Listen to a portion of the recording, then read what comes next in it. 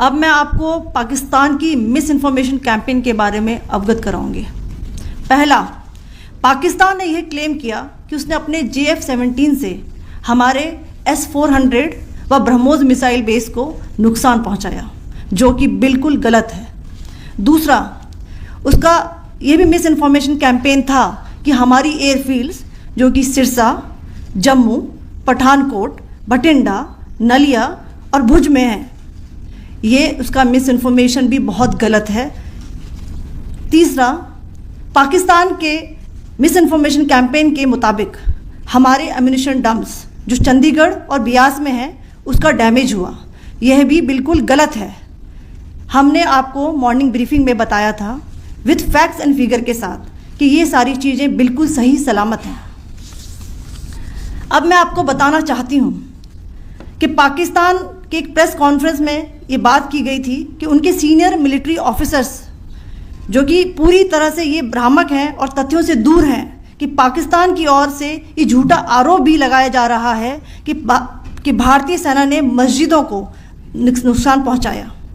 मैं इससे बिल्कुल स्पष्ट करना चाहती हूं कि India is a secular nation और हमारी सेना भारत के कॉन्स्टिट्यूशनल वैल्यूज़ की एक बहुत प्यारी झलक है। इंडियन आर्म्ड फोर्सेस ने पाकिस्तान को बहुत भारी नुकसान पहुंचाया, उनके मिलिट्री इंफ्रास्ट्रक्चर्स को, चाहे वो लैंड एसेट्स हों या फिर उनके एयर एसेट्स। यही नहीं, इंडियन आर्म्ड फोर्सेस ने पाकिस्तान की एयरफील्ड्स स्कर्दू, जैकोबाबाद, सरगोदा और बुलारी को बहुत नुकसान पहुंचाया।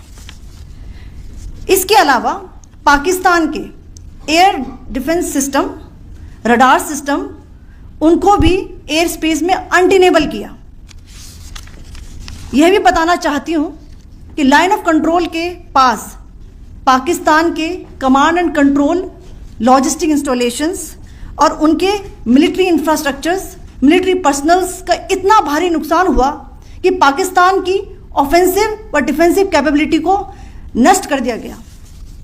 अंत में मैं फिर से ये बात दोहराना चाहूँगी, इंडियन आर्म फोर्सेस पूरी तरह से तैयार है, सतर्क है और भारत की संप्रभुता और अखंडता की रक्षा के लिए पूरी तरह से कमिटेड है। धन्यवाद। जय हिंद।